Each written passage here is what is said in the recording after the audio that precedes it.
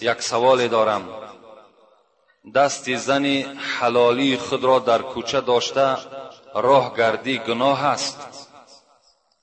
یعنی مردی که اگر با همراهی زن خودش اگر در کوچه دستی او را میقپد راه میگردد، آیا در اسلام همین گناه است یا نه؟ رسول اکرم میگوید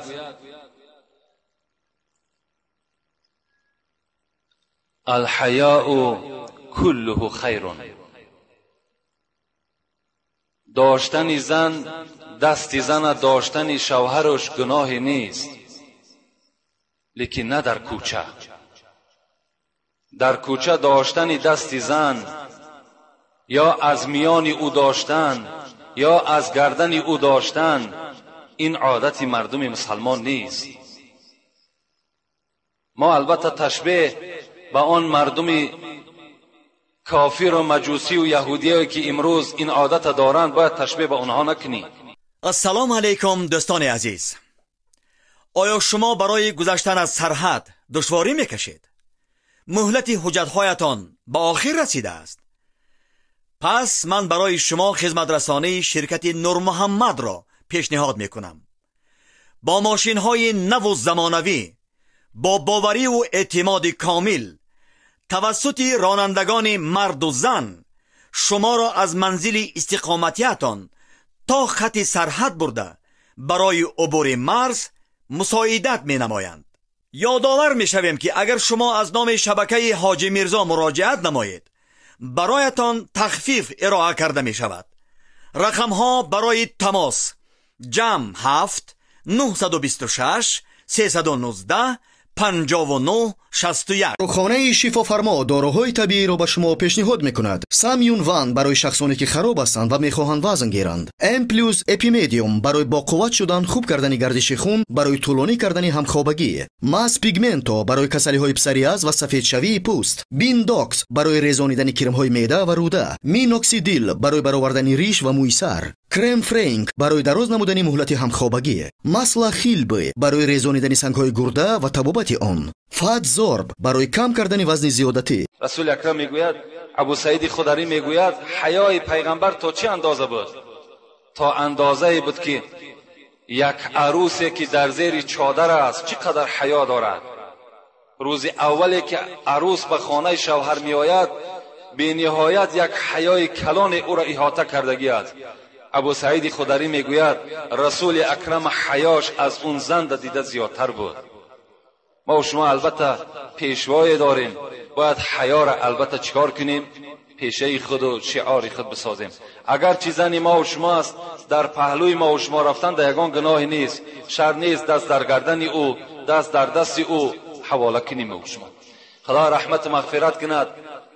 حضرت عمر رضی الله تعالی عنه دوره های خلافتش میگه وقتی در کوچه اگر زن با شوهر در پهلوی یکدیگر میدید با دره میزد، میگو شما پهلو در پهلو ننشینین، زیرا این یک کسلی هست که در دیگر انسان ها تاثیر میکند. شما اگر زنی تو هست یا این شوهری تو هست در خانه در آمده در پهلو یکدیگر نشینین، در کوچه نه.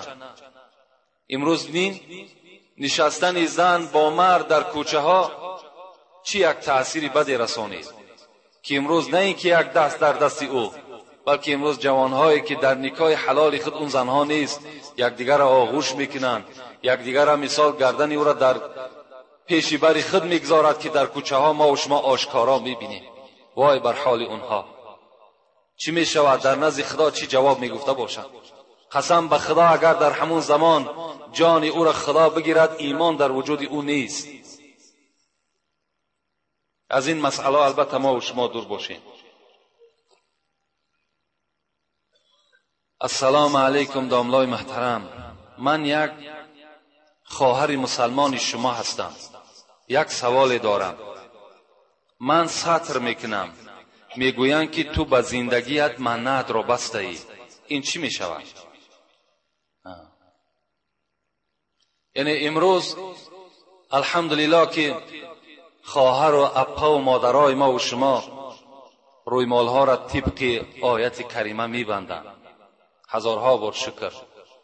باور کن این یک خرسندی آور است، این یک باعث شکر هست که امروز زن ما و شما، خواهر ما و شما، اپی ما و شما رویمالش به گفت این زنی که به زندگی خود منش بسته است همچنان میبندد. این افتخار است. خدا در قرآن میگوید یا ایها النبی قل لازواجک و بناتک و نساء المؤمنین، ای محمد صلی الله علیه و سلم فراموش نکن که تو بنده من هستی. من بر تو امر میکنم که اولا بر دخترهای خودت، بعدا بر زنهای خودت.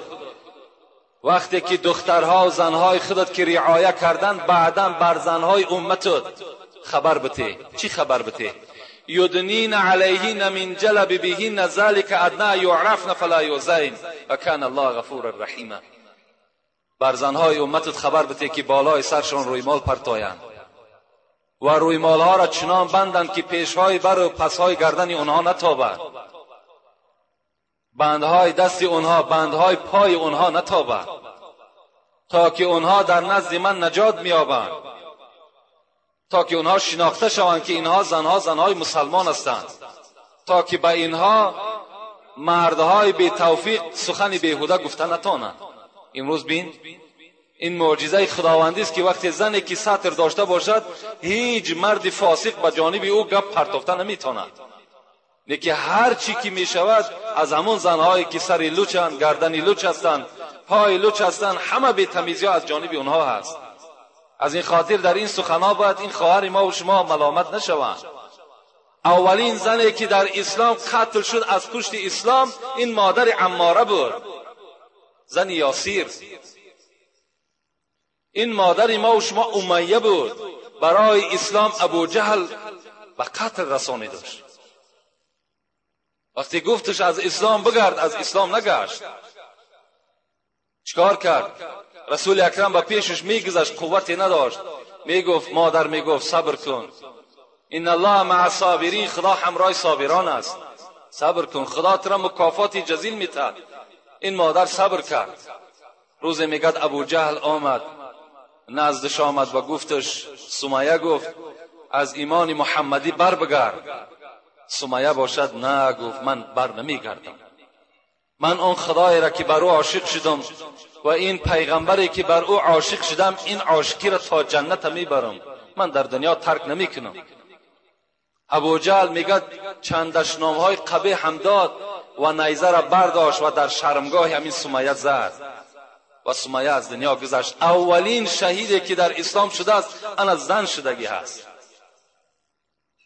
از این خاطر هیچ زن ملامت امروز پیدا می شود. زنهای پیدا می شوند که میگویند که جمعه کجا میره، جمعه برای شما شرط نیست، حالان که هزارها نامعقول کرده است او عالم است، او داملا است، او کسی نباشد. امروز شما را ملامت میکنم برای سترتان، لیکن شما ملامت نشین. شما در نزد خدا مکافات میگیرین. شما هم جواب قبیح نسبت اونها جواب بگین. خدا رحمت کنه مولوی را میگوید به ذکر حق کسی که کرد آهنگ، ز هر سو نوکر شیطان زند سنگ. به ذکر حق کسی که کرد آهنگ، ز هر سو نوکر شیطان زند سنگ. ز هر سو می جکد سگ بر سری راه، نظر بر سگ مکن رو سوی الله. هزاران کاروان رفتند دو دو، هنوز این کلب ها دارند او او. خدا رحمت کند مولوی را. این کلب ها گفته سگا را میگن. همون زنهایی که شما را ملامت میکنن، همون مردهایی که شما را ملامت میکنن، به خدا قسم از سگ دم پستر هستند. سگ هم در نزد خدا قدر دارد. اون از سگ دیده پستر است. شما به ملامتی و ملامت هم نشین، غمگین هم نشین. این راهی که شما گرفتین راهی راست است، راهی درست است، راهی جنت است.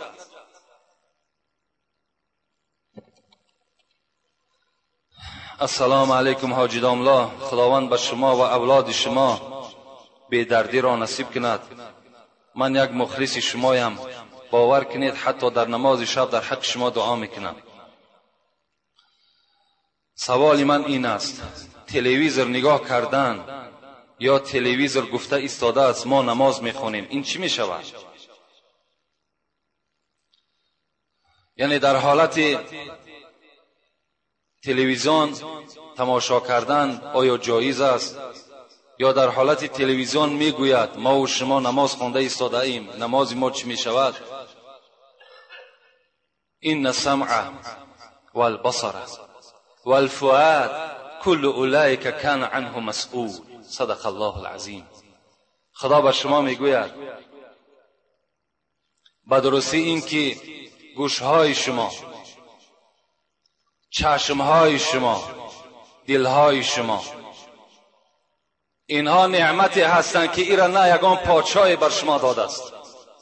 اینها یک نعمتی هستند که هیچ طبیب برای شما راست نکرده است، بلکه این نعمت من بر شما دادم و از شما این نعمت‌هایی که دادم، این نعمت‌ها سوال کرده می‌شوند که در کدام راه تو این استفاده کردی. تلویزیون اگر ما اخبار نگاه کنیم باکی ندارد. اگر از تلویزیون ما و شما اگر یگان پند موعظه باشد نگاه کنیم باکی ندارد. یا امروز کسیته هایی که از امر معروفا ثبت شده ایستاده است برده در تلویزیون تماشا کنیم باکی ندارد. لکن پناه به سوی خدا از آن رقص و بازی که شما نگاه میکنید، پناه به سوی خدا از آن صورتهای پرنوگرافی که در تلویزیون ما و شما، زنهای لوچ، مردهای لوچ یک جا هستند، ما و شما به سوی او نگاه میکنیم. رسول اکرم میگوید العینان تزنیان و زناهما النظر. چشمها هم زنا میکنند و زنای چشم چی است؟ نظر کردن به سوی حرام کرده های خدا. شما وقتی که اگر بر تلویزیونی که نگاه میکنید در او رقص و بازی است، یا در او مثال بگیم بدنهای لوچ است، یا دیگر معرکه‌های فاسده که خدا بر اونها حرام کرده است، این چشمها را به سوی او روان میکنید. به خدا قسم حدیث پیغمبری خدا است در چشمهای شما و گوشهای شما سرب دوزخ ریخته میشود. شما این احتیاط کنید، هیچگاه نظر بر این نکنید. این هم یک داعی همون یهودیا هست که امروز ما و شما را تبلیغ با سوی همون حرام ها میکنند. از دجال دیده همین تلویزیون امروز بدتر است. خیلی با احتیاط باشید. همان چیزی را که اسلام برای شما رخصت داده است همون را نظر کنید، بر هر حرام کرده های خدا نگاه نکنید. در حالت تلویزیون اگر گفته ایستاده باشد شما اگر نماز میخونید در نماز شما کراهیت پیدا میشود، تلویزیون خاموش کرده شود بعد نماز خوانده شود. زبان آمده از بحر شکر و سپاس، به غیبت نگرداندش حق شناس. گذرگاه قرآن و پند است و گوش، به بهتان و باطل شنیدن نکوش. دو چشم از پی صنع باری نکوست، ز عیبی برادر فرو گیر نکوست. خدا رحمت کند سعید به ما و شما حضرت شیخ سعدی را که بر ما و شما خبر میدهد. چی میگوید؟ این زبانی که خدا در کام شما جا کرد این برای ذکر و سپاس او ذات است. این گوشهایی که برای شما داده است که امروز در اکثر ماشین های ما و شما صدای نغمه های ناجایز است که ما با این گوش ها گوش میکنیم، شیخ سعدی میگوید که این برای شما جایز نیست. نه یک شیخ سعدی بلکه خدای شما، پیغمبر شما را منع میکند از گوش کردن این. و این چشمهایی که خدا بر شما داده است اینا برای چی است؟ برای این بزرگی خدا را مشاهده کردن است. شما آسمان را نگاه کنید بی ستون، این ذاتی که خالق همه ما و شما است چگونه نگاه دارد. زیر دریا را نگاه کنید، اینا را شما مشاهده کنید. این چشم برای این است.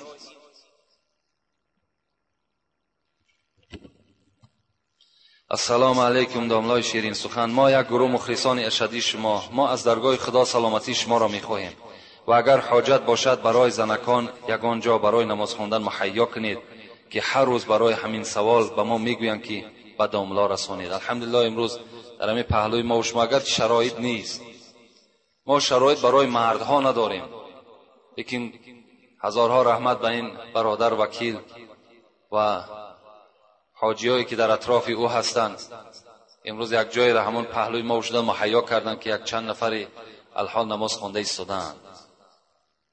و امروز شرایط‌های اکی داملا خالمراد، اکی داملا حیدر باز بهتر است. مرحمت اگر نماز میخواندگی باشند اعلان کردن رسمی است، رفته در اونجا هم نماز خواندن بگیرن.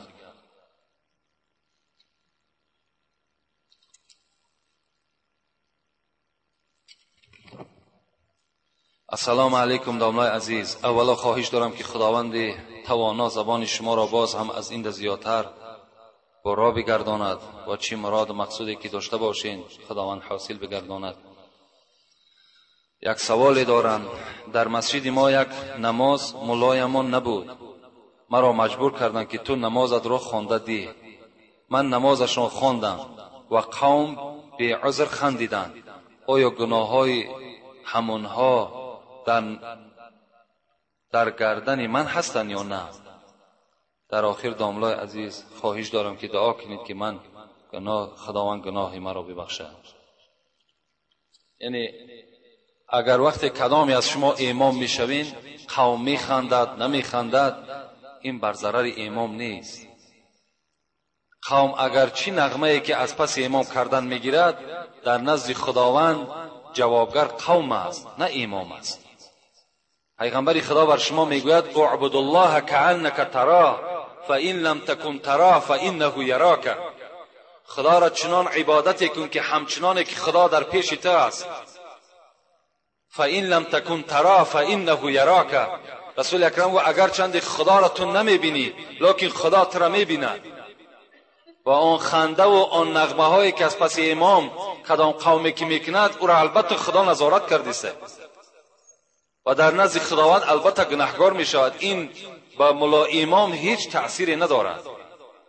خدا این برادر گناهایی که کرده است به حرمت این روز جمعه خدای با فضل کرم خود مغفرت بسازی. آمین و رب العالمین. سلام داملای شیرین سخن. اولا بسیار بخشیش. دو سوال مرا بسیار دقت میدهد. شاید وسواس شیطان باشد یا جواب داشته باشد گوید. یکم خدا چی مقدار است؟ اندازه‌اش، درازیش، پهنیش. دویم سوالی که کرده است برادر، خدا جای مخصوص دارد؟ یعنی خانه اساسیش در کجا است؟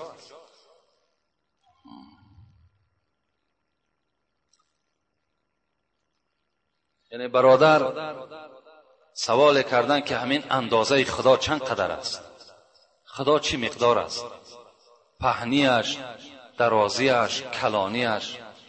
و دویم سوالی که کردن آیا خداوند خانه مخصوص دارد یا نه؟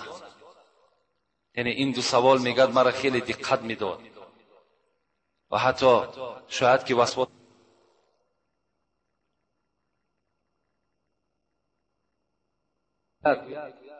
یک روز میگد یک زنی بریتانیایی، بگیم زنی که از انگلیا هست، با همراهی شوهرش میگد به شهر یمن آمد.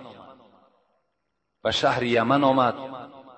در همین شهر یمن با یک داملای خیلی عالم کلان روپرو شد و از همین عالم همین سوال را کرد.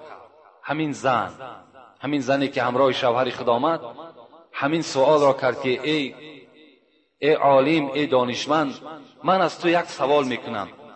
اگر بر سوال من جواب بگویی هر آینه من بر دین شما ایمان میارم. گو هر سوالی که داری. مرحمت میگد این زنی که از بریتانیا آمده بود گفت همین خداوند طول اندازش چی مقدار است؟ این خدایی که شما در هر حالت مشکلاتی دست میبردارین از او ذات طلب میکنید چی مقدار است؟ این عالم گفت این مرد که در پهلوی تو هست کی است؟ گفت این شوهر من است. گفت شوهر تا دوست میداری؟ گفت بله شوهر من دوست میدارم. گفت بر من خبر بده که چی مقدار دوستش میداری؟ اندازش بگو چند کیلومتر تو همین شوهر تا دوست میداری؟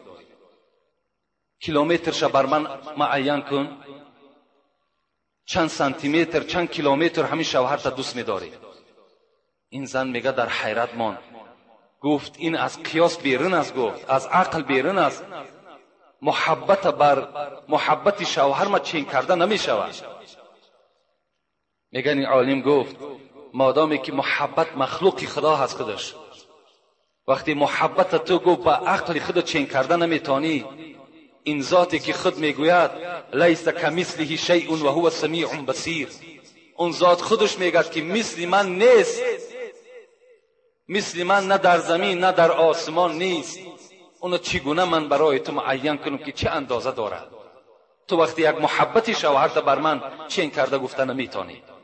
این زن وقتی میگه این سخن شنید در تعجب ماند، بلند گفت لا اله الا الله محمد رسول الله، خدا یک و یگانه است، محمد بر حق است.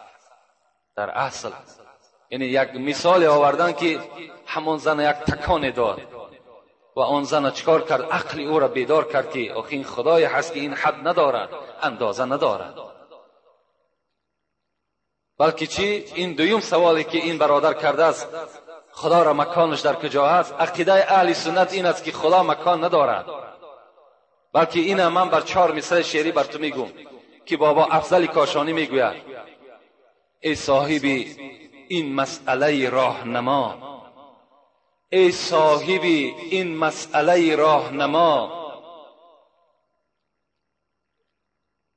میدان به یقین، میدان به یقین که لامکان است خدا. خواهی که تو را کشف شود این معنا. اول چی گفت حضرت؟ گفت خدا لامکان است، یعنی مکان ندارد. اگر بخواهی این که تو برای تو اثبات کنم که خدا لامکان است، خواهی که تو را کشف شود این معنا، جان در بدنت ببین کجا دارد جا. در همین بدن خود جان نگاه کن که در کجاست جان. تو جان مکانش نمیدانی. از این خاطر مادام جان که مکان ندارد، خدای تو هم مکان ندارد. در همه جا خدای تو موجود است. در بعض حدیث ها می آید که رسول الله را گفتن خدا در کجاست؟ رسول الله حواله کردن در دل بنده مؤمن است. در دل همه ما و شما مکان خدا هست. از این خاطر رسول الله چی گفتن؟ من حدم قلب المؤمن فقد حدم بیت الله. کسی که اگر دل یک بنده مؤمن آزار میدهد، همچنان است که خانه خدا را ویران کردگی است. از این خاطر خانه خدا در کجاست؟ در دل همه ما و شما است. السلام علیکم داملای عزیز، میبخشید یک جمعه در باره همسایه با همسایه چه حق دارد، همسایه بالای همسایه چه فضیلت دارد، ببخشید داملا خبر میدادید. همسایه بالای همسایه، حدیث پیغمبر خدا که ما زال جبرائیل یوسینی بالجار حتی ظننت انه سیورثوه. این حدیث پیغمبر خدا هست که هرگاهی که جبرائیل نزد من می آمد، بر من چنان در حق همسایه گپ میزد که صحبت میکرد که گمان میبردم این که وقتی که اگر همسایه از دنیا بگذرد، همسایه هم حق بر است. یعنی اینقدر تأکید زیادی هست که حتی همسایه هم میراث بر است گفته در گمان من میگذر. از چی؟ از تأکید بسیار جبرائیل که با همسایه رفتاری نیکو کن. البته امروز شاید که همسایه داری در بسیاری جا رعایت نشود، لکن حدیث دوام پیغمبر خدا را من بر شما نویساندم.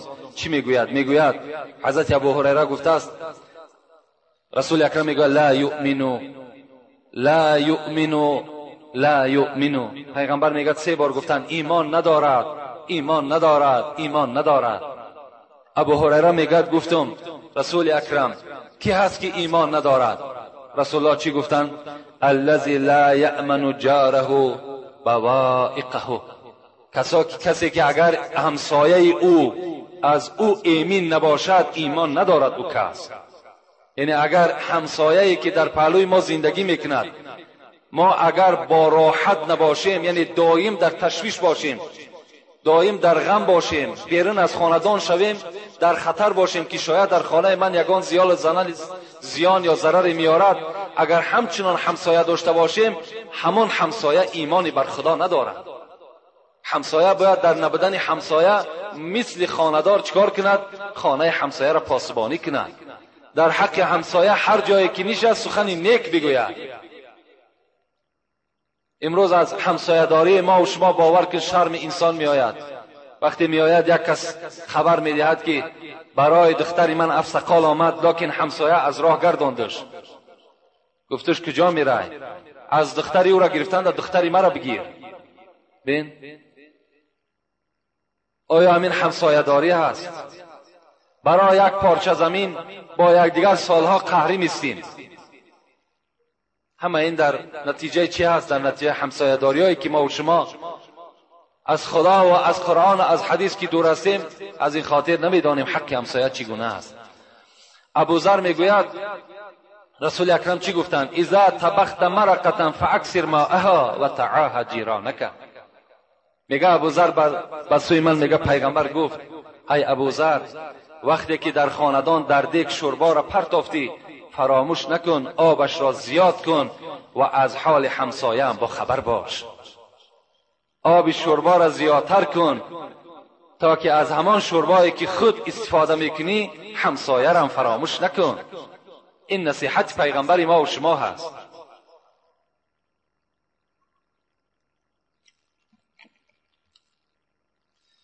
السلام علیکم داملای عزیز. میگویند که در آب پیشاب کردن اوبال است، ولیکن در شهر نجاست های خود را به آب پیش میکنند. این چی میشود؟ به ما میفهموندید. البته این ضرورت است.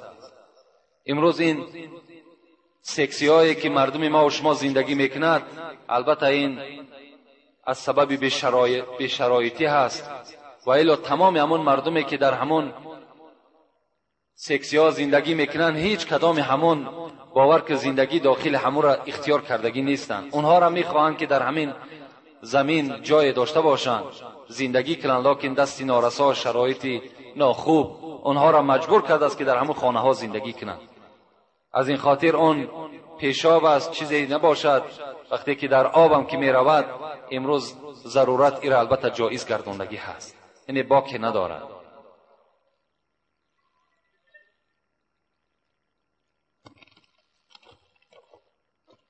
السلام علیکم حضرت حاجی میرزا مراد. از شما خواهش می نمایم که این درخواست مرا اجرا نمایید. من در یکی از نمازهای جمعه از زبان شما یک غزل مولوی جنونی را شنیده بودم و تنها 2 مصرع اولی آن در خاطرم هست که چنین است: تو طمع داری که با چندین گناه داخل جنت شوی ای روسیا. این غزل بر من خیلی پسند آمد و باز می خواهم این غزل را برای ما قرائت و تحلیل کرده دهید. با احترام مخلص شما. این از مولوی جنون نیست، این از مولوی رومی هست. میگوید جد تو آدم بهشتش جای بود. یعنی حواله به سوی بابای ما و شما، پدر ما و شما حضرت آدم میگوید جد تو آدم بهشتش جای بود، قدسیان کردن بهر او سجود.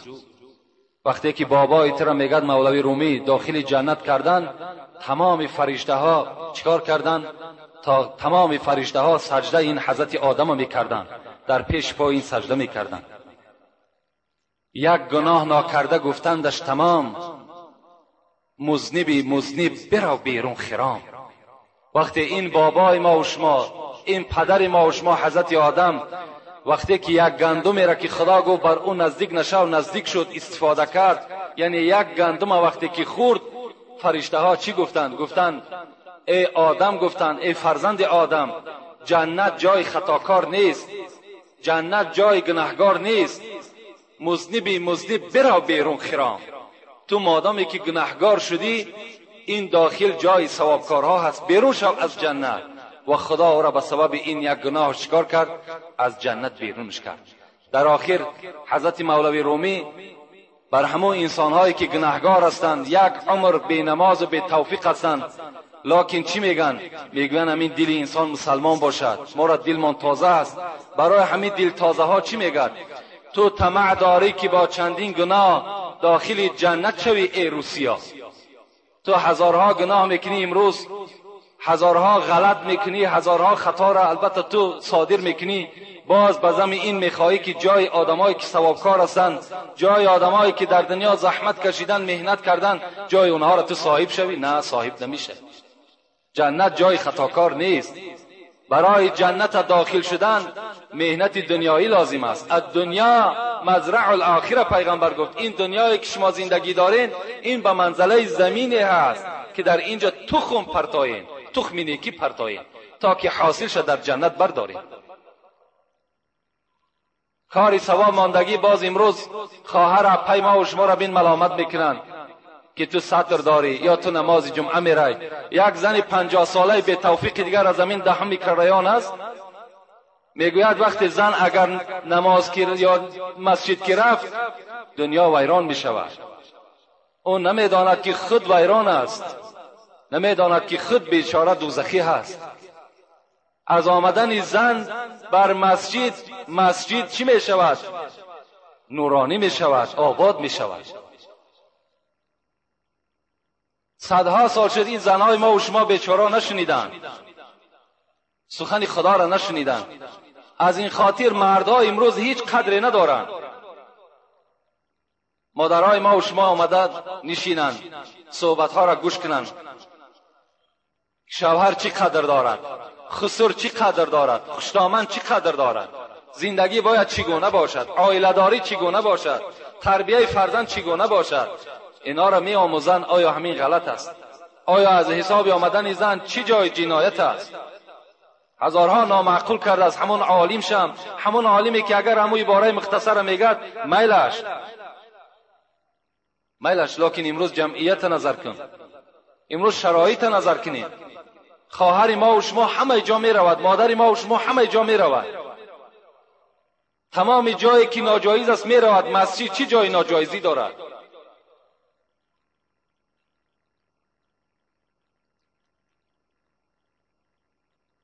سلام علیکم حاجی بابا، اگر زن دست خود را لک مالد آیا جایز است؟ حتی در دست یک جوان بچه دیدم که ناخونش را دراز کرده است و او را لک کرده است. این چی معنا دارد؟ خواهش میکنم از شما. اگر در دست زنی که لک میمالند، همین لک های سرخی که هست، در مسئله از درالمختار میگوید که از جنابت پاک نمیشود. زنی که اگر در دستش لک میمالد، لک همین خیلی قابلیتی دارد که آب بر خودش ره نمیده. مادامی که آب که بر خودش ره نداد، کلی بدنش شستن در غسل جنابت فرض است. وقتی که اگر ناخونهایی که لک دارد، وقتی اونها که اگر آب نرسید، اون زن از غسل جنابت پاک نمی شود. از این خاطر در کدام دستی خواهر و اپا و زنی از شما اگر باشد، این البته شما رخصت نتین اونها را تازه کنند. و اون جوانی که البته امروز ناخونی خچ دراز میکند یا لگ میکند، این شرمندگی است. اخوان جوان، مرد هستی، مرد، نام تو مرد است. تو را خداوند مرد خواندگی هست در قرآن و تو در دنیا هم دعوای مردی داری. نخواه ناخونی دراز یا لک در دست دمالی. امروز جوانای ما و شما شرم ناکرده در گردنها زیره میبندند. امروز شرم ناکرده چله ها در دست میبندند، حالا که این چی است؟ یا زینت زن است، آخه برای مرد نیست اینا. رسول اکرم برای همین جوانهایی که زیره دارند، لگ میکنند، ناخون میکنند، چله میبندند، رسول اکرم حدیث مبارکش است که مسلم روایتش میکند: رأى رسول الله صلی الله علیه و سلم خاتما من ذهب فی ید رجل فنزعه فترحه رسول الله صلی الله علیه و سلم. رسول اکرم میگه روزی با یک جوان سلام کرد، بناگاه دستش در چله همون جوان زد. در حال میگه چهره پیغمبر خدا متغیر شد، تغییر یافت و از دست همون جوان میگه چله را کشیدن، فنزعه فترحه، پرتافتنش. وقتی که رسول اکرم از پیش اون جوان رفت، جوانهایی که در اطراف این جوان جمع شده بودند گفتند: خذ انتفع. رسول اکرم رفت گفت: گیر از زمین بردارش، در جان خودت استفادهش کن. این جوان چی گفت؟ والله لا آخذوه ما طرح رسول الله صلی الله علیه و سلم. قسم بر آن ذاتی که جان من در دست اوست، این جوان گفت: آن چیزی را که پیغمبر خدا از دست من دور کرده است من اون را دیگر باره نمیگیرم. ما نمیگیم که او را پرتاش، بلکه برده در خانه بگذارش. در یک روزی وزنینی وقتی برای تو سوم لازم می شود سومش کن، در جان تو، در فرزند، در خاندانت استفادهش کن، لکن برای دست تو حرام است. رسول اکرم گفت آیا شما میخواهید که پارچه علاوه دوزخ در دست خود بگردانید؟ اشاره به سوی چله طلا کرد. این برای زن زیره چله برای زن که اینم برای چی است؟ برای شوهرهاشون است، اجازت است، برای مردها جایز نیست.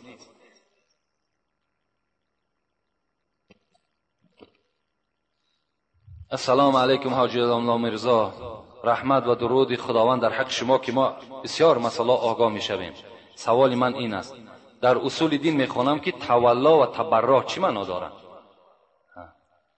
اصول دین هست، اصول دین برادر 8 قسم است. ما و شما میگوییم اگرچه اصول دین از ما نیست، از ما و شما اصول دین ما و شما چی است؟ بنی الاسلام علی 5. پیغمبر خدا میگوید اسلام ما و شما 5 پایه دارد. چی است؟ شهادت ان لا اله الا الله و اقام الصلاة و آت الزکات و صوم رمضان و الحج من استطاع. 5 چیزی هست در اسلام ما و شما، همین است اصول دین ما و شما. این چی است اصول دین؟ یکم کلمه شهادت گفتن است، دویم 5 وقت نماز خواندن است، سوم زکات مال دادن است، چهارم روزه ماه رمضان داشتن است، پنجم حج در گردن شخصی که قوت حج داشته باشد. همین 5 چیز از ما و شما اگر ایجاد شود، برپا شود، این معنای او را دارد که ما و شما مسلمان کامل هستیم. یکی از این نباشد در مسلمانی ما و شما نقص است، خلل است. لکن برادر گفته است در اصول دین خواندم تولا و تبرع مقام 7.5 باشد تولا، مقام 8.5 باشد تبرع. یعنی عقیده خوب است، با دشمنای خدا دشمن بودن، با دوستان خدا دوست بودن. این عقیده باید در تمام مردم مسلمان ما و شما باشد. دشمن خدا را ما و شما دشمن بداریم. چگونه ای که امروز ما را مردم غرب بد میبیند، چگونه ای که امروز مردم مسلمان زیر پای این بدبختا مانده است که ما و شما را دشمن ما و شماست، ما و شما باید دشمن اونها باشیم. ما هم اونها را باید بد بینیم. چگونه ای که ما را بد میبینند؟ چرا من دشمن خودم دوست بدارم؟ چرا شخصی که خانه مرا زیر بامبه قرار میدهد، چرا شخصی که با تمام تکنیک خانه مرا رشد میکند، کودک مرا نابود میکند، ما او را دوست بدارم؟ نه، دوستش نمیدارم. به خدا قسم تا قیامت ما دشمنی او هستیم و دائم حتی در نمازان دعا میکنم خداوند ریشه امریکا را کنده کنه که امروز دشمنی تمام مسلمان ما و شما شده است. دنیا را ناآرام کردگی است. تا اگر در دل ما و شما عقیده نباشد که ما دشمن خدا را دشمن نداریم، حلاوت ایمان ما و شما بردن نمیتونیم، شیرینی ایمان ما و شما حس کردن نمیتونیم. شما دعای قنوت میخونید اللهم انا نستعینک و نستغفرک و نؤمن بک و نتوکل علیک و نثنی علیک الخیر نشکرک ولا نکفرک. اینجا چی میگن؟ و نخلع و نترک ما یفجرک. تو وعده داده استی و نخلع و نترک ما یفجرک. پروردگار من دشمنی تو را ریشه‌کن میکنم و نخلع و نترک، دشمنی تو را ترک میکنم. ما یفجرک، شخصی که دشمنی تو باشد. تو در دعای قنوت وعده میتی. از این خاطر تو هم باید دشمنی چی باشی؟ دشمنی همون یهود و دشمنی آن کسی که دشمنی مسلمان است، ما هم دشمنی او هستی. هیچگاه من دوستی البته شخصی نیستم که دشمنی قرآن باشد و دشمنی اسلام باشد. امروز شما چشمهاتون را گشاده کنین، اخبارها به طریق عیان شما را نشان دادیستند. دیروز اگر اخبارات همان تونی بلیر اگر گوش کرده باشید، سروزیر انگلیا را من گوش کردم به گوشی خودم. چی گفت؟ در نزد سعودیه گفت ما خطا کردیم، نفهمیدیم، فکر کردیم که در عراق خیمیوی بوده است، لکن غلط شده است، نفهمیدیم.